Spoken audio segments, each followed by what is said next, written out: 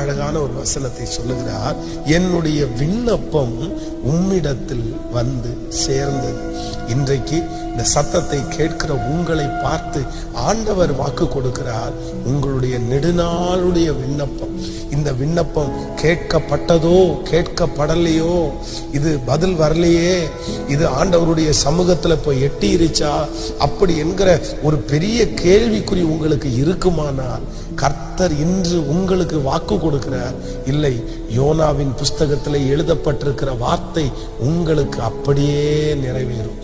உங்கள் விண்ணப்பம் தேவனிடத்தில் போய் சேர்ந்தது.